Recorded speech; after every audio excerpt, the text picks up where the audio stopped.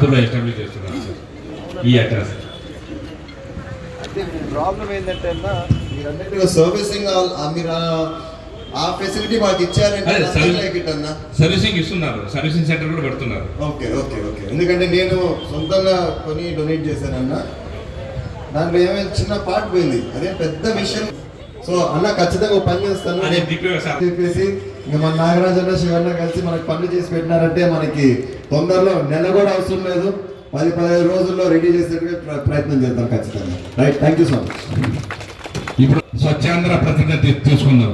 నా పరిసరాల పరిశుభ్రత కొరకు ప్రతిరోజు కొంత సమయము కేటాయిస్తానని నా వంతు కృషిగా స్వచ్ఛత కార్యక్రమాల కొరకు శ్రమదానం చేసి పరిశుభ్ర ఆంధ్రప్రదేశ్ సాధించే సంకల్పానికి కట్టుబడి ఉంటానని ఈ రోజు పరిశుభ్రత గురించి నేను వేసిన ఈ ముందడుగు ఆంధ్రప్రదేశ్ రాష్ట్రాన్ని పరిశుభ్రపరచడంలో సహాయం చేస్తుందని నమ్ముతూ ఈ రోజు నుండి నా తోటి వారికి కూడా సంపూర్ణ పారిశుద్ధ్యం కొరకు